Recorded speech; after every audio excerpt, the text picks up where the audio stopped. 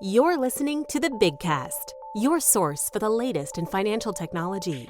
Brought to you weekly by the Best Innovation Group, with your hosts, John Best and Glenn Sarvati. Welcome to another edition of the Big Cast. My name is Glenn Sarvati on behalf of the Best Innovation Group, where we like to do cool things with financial technology. And this week we've got part two of our coverage of Finovate, which wrapped up in New York City back in mid-September. We have interviews with three more of the companies that really made a strong impression on me: MoneyKit, Further, and Telesign. And I would say that they're three of the companies that are also doing cool things with financial technology, just like we always talk about. So we'll be getting to that in just a second. As always, you can find out more about the cool things we do with financial technology by checking out the website, big-fintech.com. Always be happy to hear from you over there. Also point you to the CU Town Hall, cutownhall.com. We had a great session just this last Wednesday where we really dug into the notion of a primary financial institution and what really constitutes that designation, and does it matter if you have that designation in this day and age. Had some really good, robust conversations with a lot of experts in the field and folks who are participating on the front lines dealing with that. So I encourage you to check that one out, cutownhall.com. You'll find a link to the replay. You will also find a way that you can register for our upcoming CU Town Halls. These take place about monthly on a Wednesday at 3 p.m. Eastern, noon Pacific. I don't know that we've set the date yet for the next one, which will be sometime in October, but you can check that out there as well. I want to get to the interviews very quickly. Just one current event right now.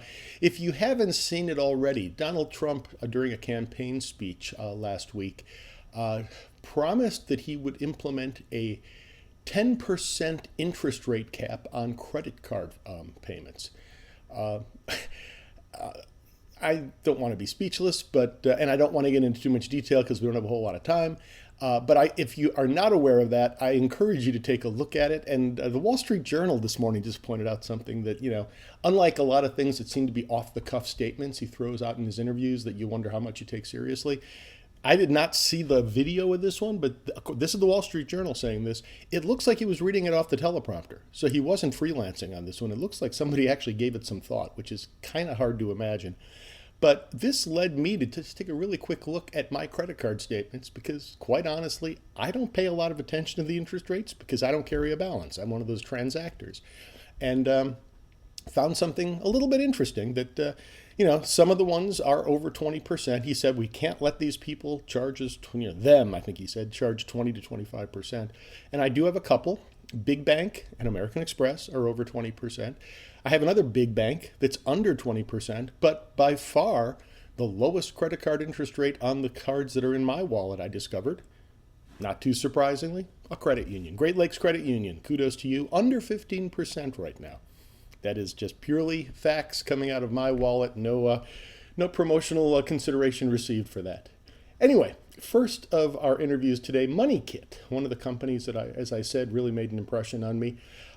Banking as a service, hot topic, open banking, sharing of data, getting rid of screen scraping, APIs, all the common buzzwords. They seem to have a really good approach to attacking that. And Bridget Bytel, their head of development, had a conversation with us. I'm here with Bridget Bytel, the head of business development for MoneyKit, which was one of the best, in my view, one of my favorite presentations I saw the first day of Finovate this last session.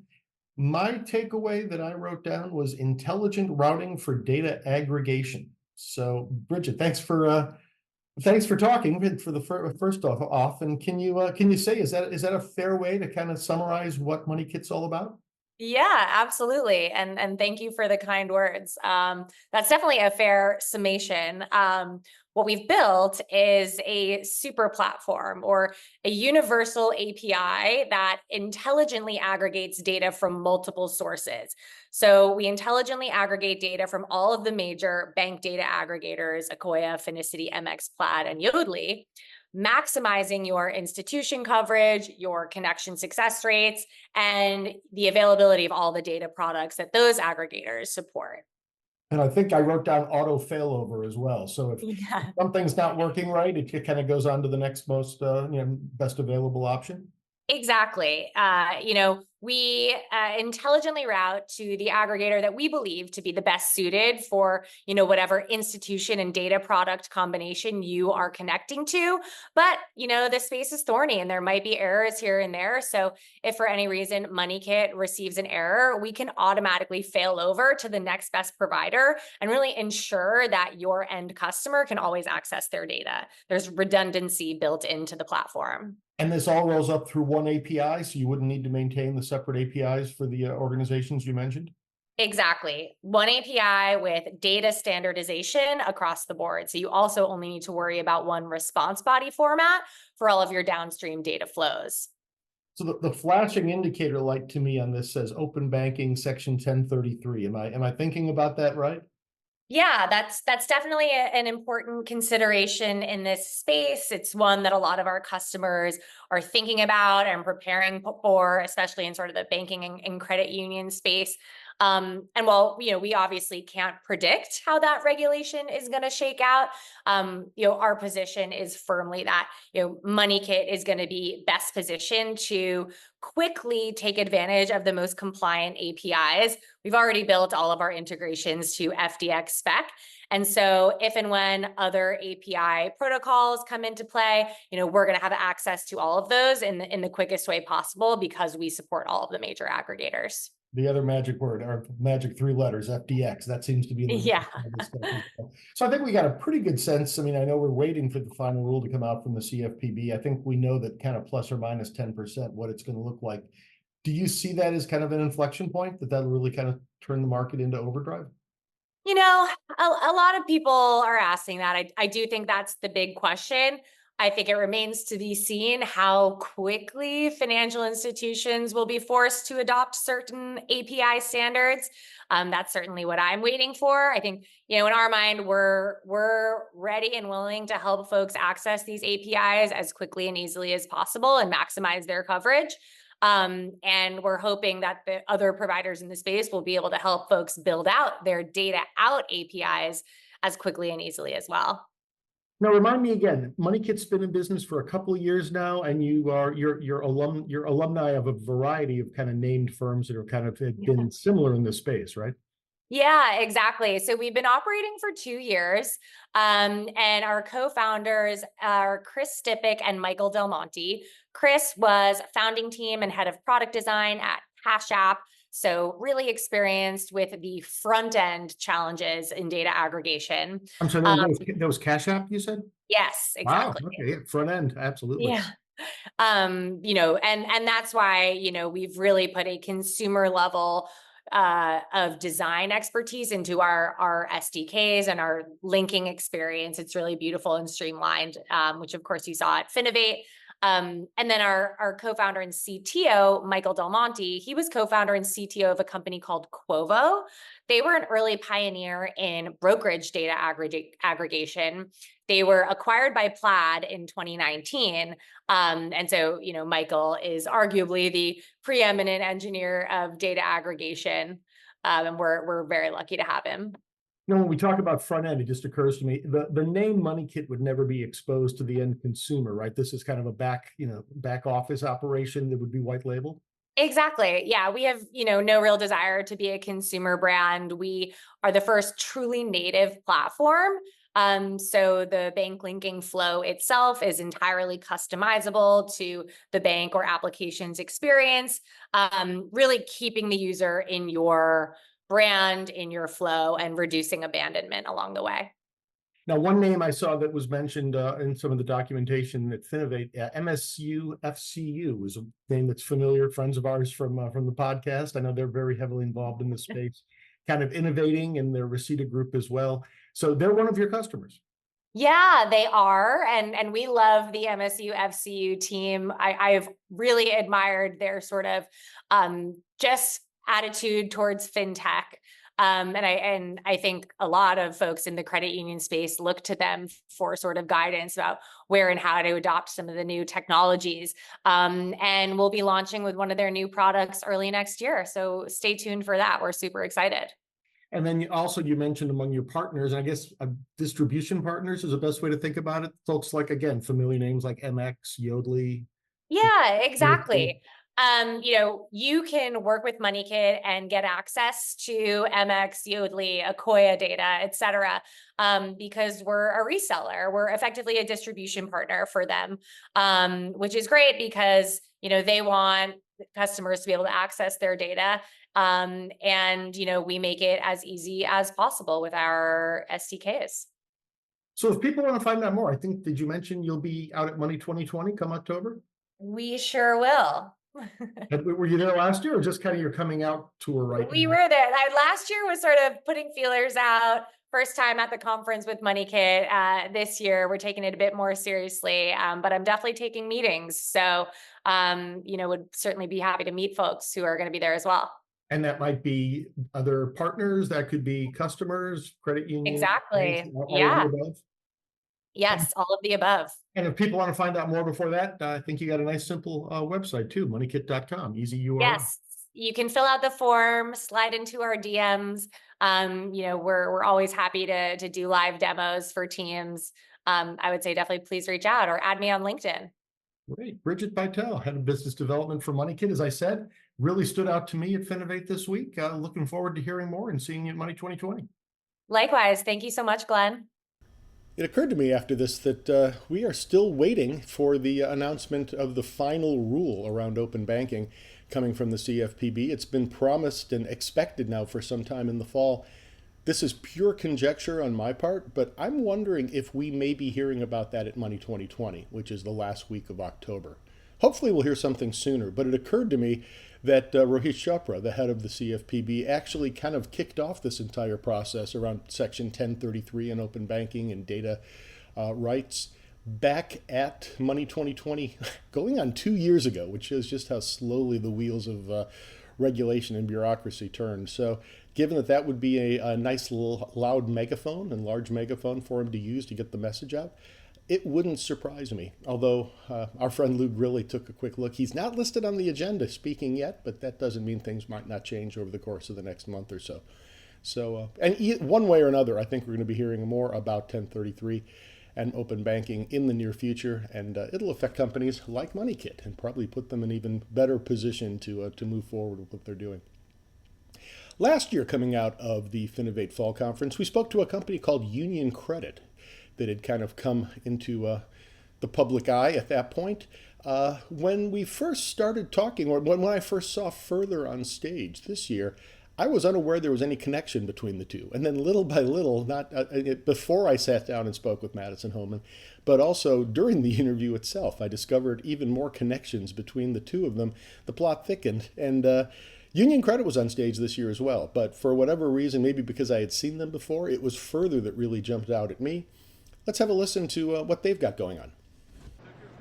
I'm here with Madison Homan, the head of content, and Maria Ringstead, the head of research for Further, which was one of the companies that I saw the first day of demos here at Finovate that really jumped out at me, not just because it's credit union centric, but also because it's really dealing with a marketplace need in terms of embedded finance that I think is critical to getting the lending moment of truth in the right place. So thanks for taking the time. Absolutely.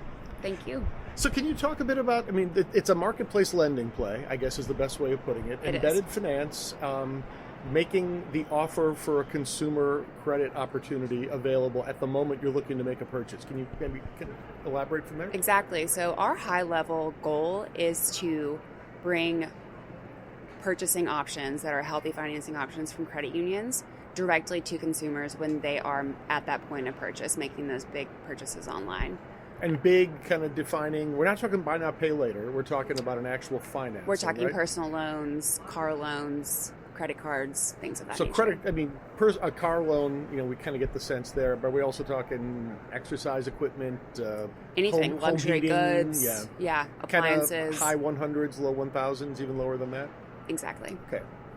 And your process is to actually, bring the offers to the merchants. So you're actually working with the merchants to place the offers there, or how does that work? We're partnering with merchants, credit unions, and consumers. So we really are targeting different hence the marketplace. Exactly. And you would help to explain. We have Barry Kirby here in the background, who actually made a relatively similar presentation last year as part of Union Credit.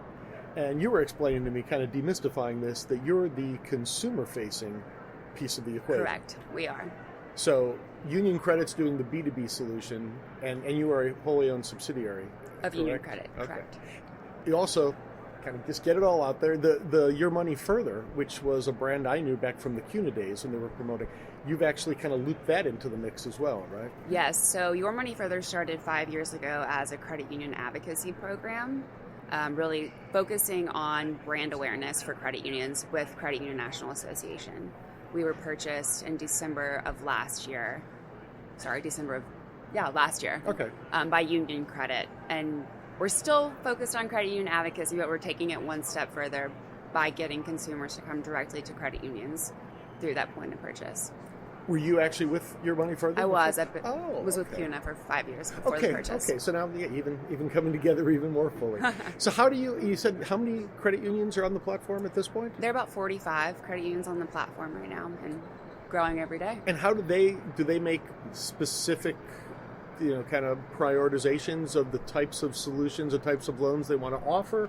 Or, Maria, is that something maybe you can kind of touch on in terms of, how is it determined whose offers wind up getting served up in any individual circumstance? Yep. So each credit union actually sends us their membership eligibility criteria. Aha. And so the consumers that are seeing that specific credit union's offers are actually eligible to join that credit union. So we won't show any offers to a consumer if they're not eligible to join the credit union. And then the credit union really gets to pick what it is that they want to offer. They can offer all types of consumer loans, personal loans, we do credit cards, we do auto loans, auto refinance. So it's really up to the credit union.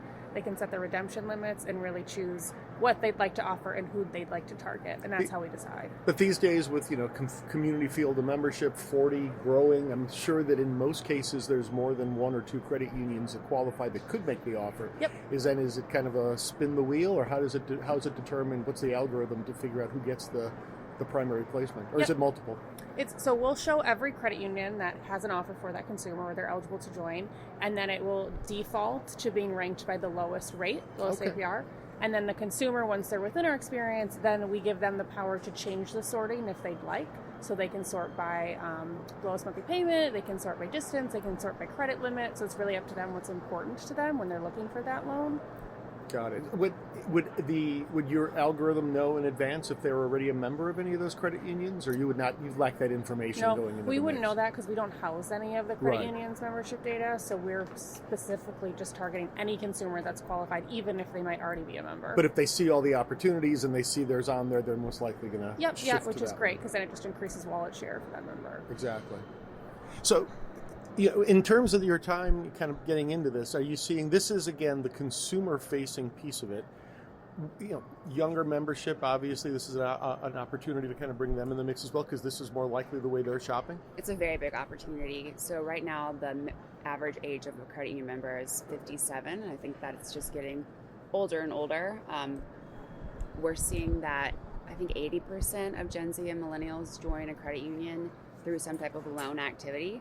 So we're really hoping and targeting that specific demographic of member to join credit unions. That's an interesting one. I mean, I hadn't really thought about that, but as opposed to onboarding because that's where your employer suggested or something like that, if it starts that way, is there also like an activation process? I guess you provide that information into the credit union. It's their job to figure out how to expand that relationship from the original loan? Correct.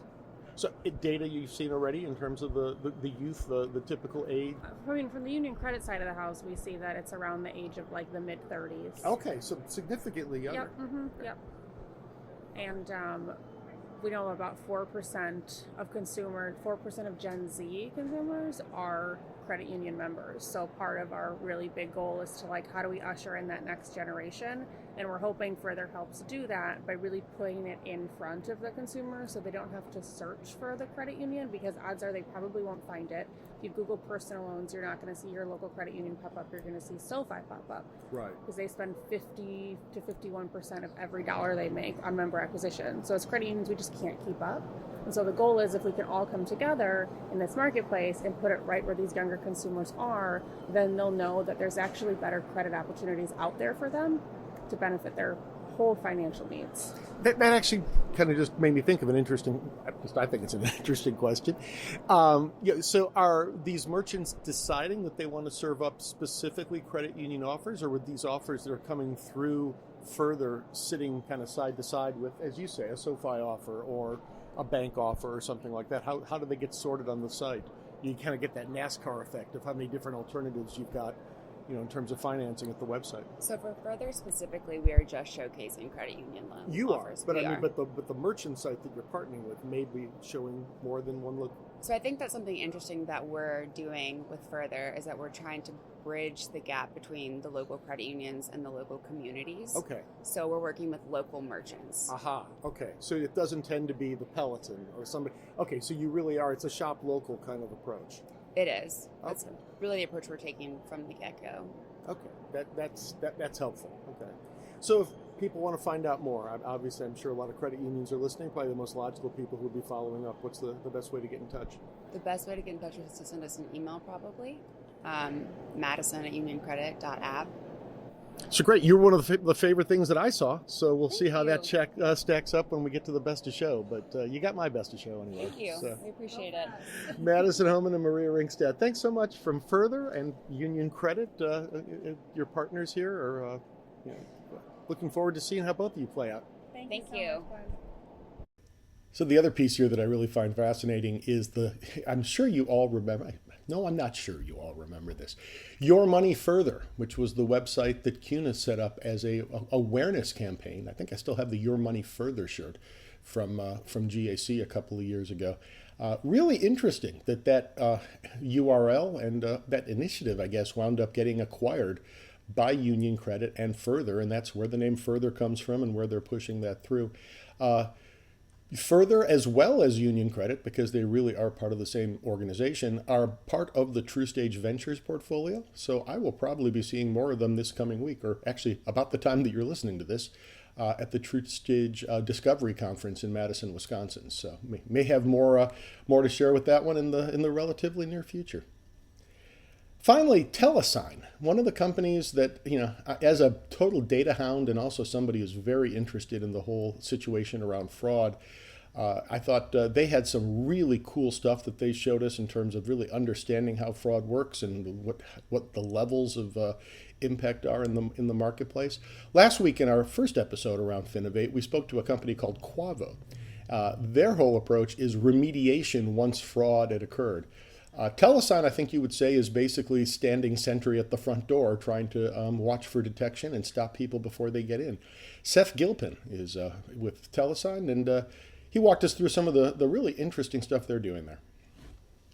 I'm here with Seth Gilpin, the Senior Director of Solutions Marketing for Telesign, which is a company that I was not that familiar with coming into Finovate last week. A lot of really interesting stuff, especially given the situation with account fraud and things like that these days. Some great data that you guys generate. And Seth, first, thanks for taking the time to talk to us. Yeah, likewise, Glenn. I really appreciate the opportunity. So a couple things that I wrote down that really kind of caught my attention. One is that you verify 5 billion unique mobile phone numbers every month. And then, kind of also just an interesting kind of historical perspective. Your company invented the one-time passcode process 20 years ago. Yeah. If you could say a little bit about what you guys do, I mean, those are just kind of two little fun facts. But what exactly does Telesign do, and how do you fit into the mix? Yeah, we kind of sit that silent layer of the protection onion that sits behind the scenes. So back in 2005, we invented the OTP, and that has really been our bread and butter over the years. And as we evolved as a company, our customers would come to us and say, like, this OTP is great, but we're seeing some risky phone numbers enter our ecosystems. There was kind of the rise of VoIP numbers with Google Voice kind of being popular 10 plus years ago. And then we started seeing like expensive international phone numbers that what might normally cost a fraction of a cent to send an OTP. Now it costs 50 cents, and fraudsters were exploiting premium rate phone numbers or expensive international phone numbers.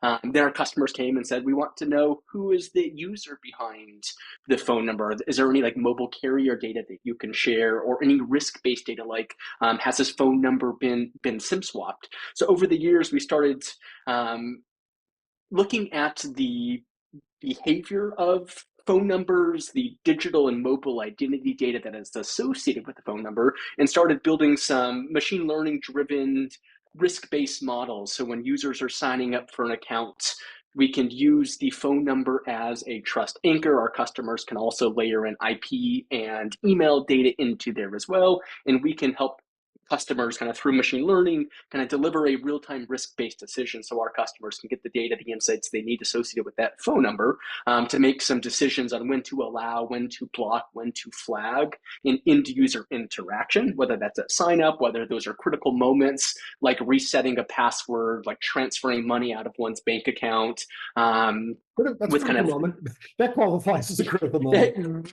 very much so. So using the kind of long story short, using the phone number as a trust anchor to deliver risk-based decisions and mobile identity data to our customers. You've said your customers several times. Can you just kind of mention who I mean, I'm not looking for specific names, but what industries do your customers reside in? What's their typical interaction with you?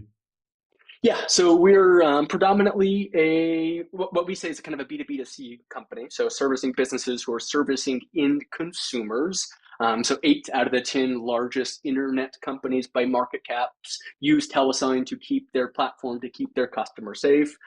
So that's the financial services and the fintech world, that's e-commerce, that's social media, that's entertainment, finance specifically, a lot of the buy now, pay later. So 4 out of the 5 top buy now, pay later platforms.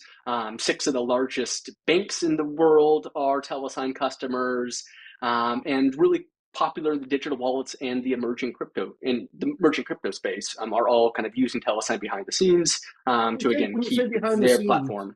How do you sit in the mix there? Is it a dashboard process? Do you just kind of jump in there and validate, while in the middle of a session? How does that happen? Yeah, so we have a number of different APIs that our customers can plug into, or go the partner route where you can layer into like a Ping Identity's Da Vinci platform, kind of through an orchestration platform. But predominantly most of our customers are plugging our APIs and kind of feeding the phone number into Telesign, and then we're delivering back via an API response the risk scores, the reason codes, a risk-based decision, or a risk-based recommendation, I should say, back to our customers, and kind of flowing that data back and empowering our customers to make the best decision based on the data that we're delivering. Now, you had mentioned also, I mean, you threw out some stats. I heard on stage that, as many as 40% of account registrations are blocked, which again, if you think about, that's the best opportunity for fraudsters to come in. You've got some pretty chilling stats there that explains why it's so important to be doing this stuff. Yeah, I think those new accounts are the riskiest accounts. There was a stat a couple of years ago from RSA that about 50% of fraud stem from accounts that are less than 1 day old. So for businesses, when you're onboarding new customers, you're kind of weighing that balance of, we want it to be fast, we want it to be easy, we want to kind of offer this quote unquote frictionless experience for our customers. But we also need to have some protections, some built-in guardrails, so we're not opening the floodgates to bad actors. It's a fine balance, and I think most businesses tend to have a more relaxed approach. And I think because there's so many unknown users coming into this ecosystem, that's a huge vulnerability for businesses. So we see sometimes 40%, I think it depends on the vertical, depends on the industry, but up to 40% of new account signups can be fake, it can be blocked. So that's kind of a big threat for customers, and having a fast, frictionless way where they can, in real time, without too much, without too many steps or too many verifications. That's kind of Telesign's sweet spot, is to deliver risk-based decisions, again, based on that phone number in milliseconds. So businesses can close the door or at least challenge the bad actors, and making it rather effortlessly for the good, legitimate users to come in and get their accounts created. And that's really the key, is making it limiting any kind of inconvenience for the good users. And that's, and I'm sure the calculus, and I'm sure individual companies can make those decisions themselves. You've got, a certain number, the gates open, and then you've got some that you're going to block. And then it's the mushy middle where it's like, okay, exactly how are we going to, put them through a few more paces to get comfortable? And they can set the parameters and make those decisions based on their own threshold for risk and opportunity. Precisely. So, like for our intelligence, as our machine learning product, we deliver three recommendations. It's a 0 to 1,000 score, 0 being the lowest risk, 1,000 being the highest risk. In those, that scoring range correlates to a recommendation of allow, flag, or block. Then customers can outright block if they want. They can have some step ups. They can layer in maybe a document verification. So layer in other digital identity measures, other identity verification checks, so they can make the best decision for their business and their risk tolerance or threshold. I saw someplace, I don't know if it's technically a product name, but you use the phrase continuous trust quite a bit. And we were talking before we started the recording that, we talk here on the Bigcast a lot about trust as just one of the key assets that financial institutions, banks, and credit unions have with their customers. So, and obviously this is one of the places where, if your account is breached, that's a pretty major breach of trust too. How do you think about retaining the trust in the mix? Yeah, I think for every brand, for every customer of a brand, there's endless opportunities for trust to be earned, for trust to be maintained, or trust to be lost. And kind of continuous trust is a mindset for us. It's kind of similar to the idea of zero trust, where you don't trust anyone. We kind of view it that there's always these different moments across the customer journey, from sign up to sign in to sign out. Those critical transactions in between are opportunities for trust to be earned or for trust to be lost. There was a stats from a Forbes article I read a couple of weeks ago that consumer trust in business is at a 10-year low. The rise of fraud is a big driver of that. Oh, yeah. And that's kind of where our Telesign mission comes into play, is to make the digital world a safer place. And there's so many stats out there that say when consumers are victim of fraudulent events, when their account is taken over, when their data is breached, they become a huge churn risk for the business. So it is building and maintaining that trust. There's a huge ROI associated with it. And it's so imperative, especially for brands, to really correct the ship and rebuild and renew that trust with their consumers. Starting with their fraud prevention stack should be an extremely top priority. Yeah, and I always think about it as the moment of truth. When something like that comes up, that's when you're either going to lose the account or you could potentially cement it even further. I think you mentioned earlier on too that when we were talking, you have a trust index. Is that like a report that you've got out there that kind of gets into some of these details? Yeah, so we have a trust index that there's a kind of a rolling cycle of releases, new findings, kind of from a consumer point of view that we publish. We actually just published a release yesterday, actually, September 19th, or depending on when this is. Yeah, just a couple of days in advance, yeah. Yeah, so depending on when this is kind of published, last week, I should say. But yeah, a really kind of fascinating piece that it's focused on the rise of digital crime. 1 in 3 people have been reported to be a victim of digital crime in the last 6 months. We know the number of victims, the number of attacks, they are all continuing to increase. The addressable market for fraudsters is getting larger and larger. And our trust index reveals that there are some pretty severe consequences for businesses when they don't get it corrected. But like you said, there's great, immense opportunities when you do get it right and you do invest in trust, you do invest in digital identity and fraud prevention. There's a great opportunity for you to increase your customer lifetime value. If people want to find out more generally about Telesign, telesign.com, best way? Yeah, telesign.com. Obviously, an array of different resources. You can dive deeper into our customers, our solutions, our different products that we have and support.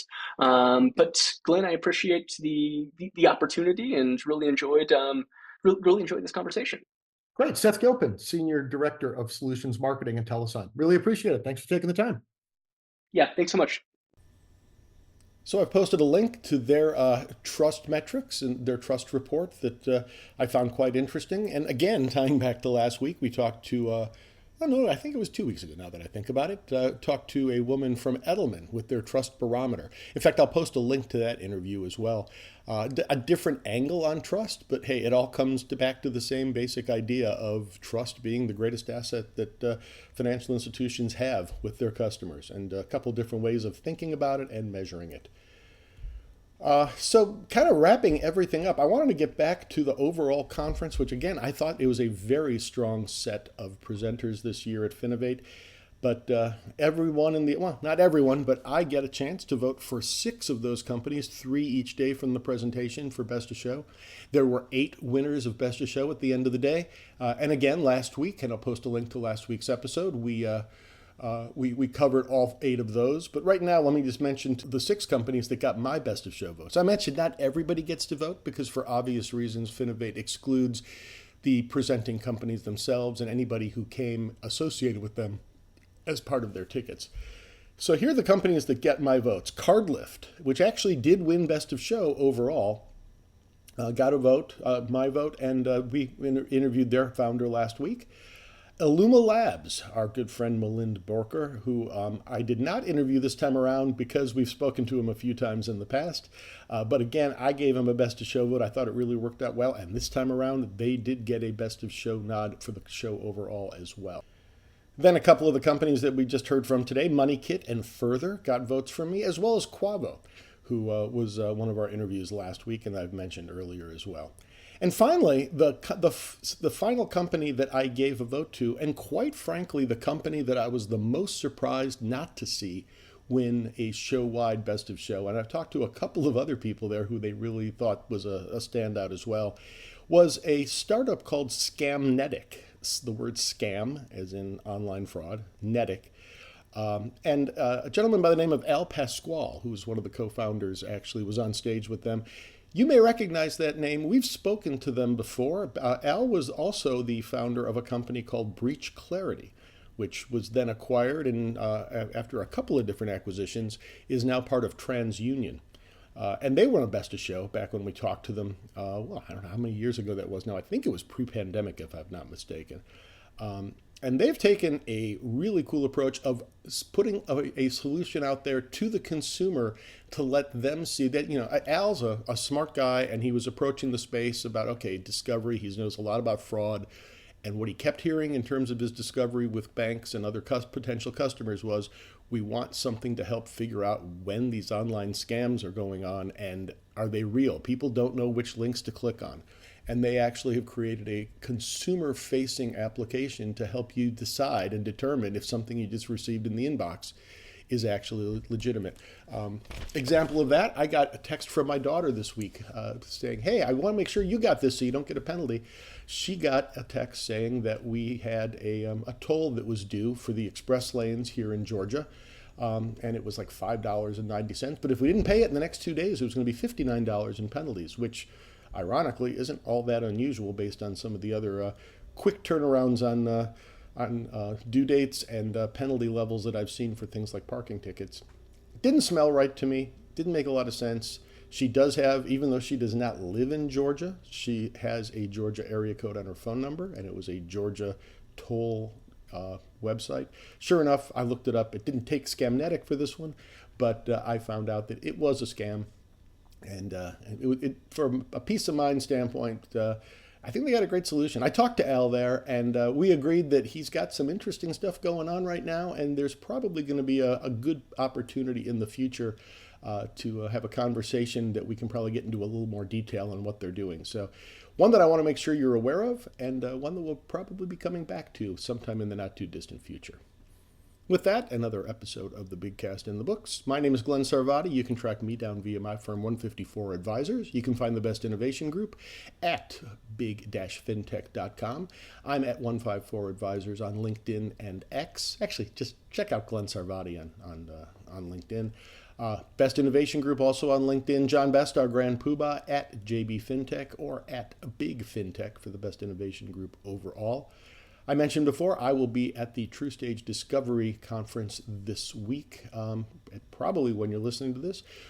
Plan to be gathering up some more good intel. They've got a whole bunch of young companies on stage, so I'll be talking to some of them and coming back with some interviews. That may be next week, but our buddy John Best and I are planning to have a conversation later this week too, and wouldn't be too surprised if that winds up being part of next week's episode as well. Always love to hear from you. Always love if you would check us out every week with new content every Tuesday. You can find us on Apple Music, Spotify, Amazon, or on the website, big-fintech.com. Set a reminder, like us, subscribe to us, whatever your application requests you to do. We'd appreciate that. And as always, thanks Check for back listening. each week for the latest from the Big Cast. Or better yet, we hope you'll consider subscribing for free via Spotify, Stitcher, Apple, or wherever you get your podcasts. If you have questions or comments, we'd love to hear from you. Tweet us at Big FinTech, email info@big-fintech.com, or visit us at big-fintech.com and click on the Media tab, where you can post a comment or check out our archive of hundreds of past episodes. See you next week.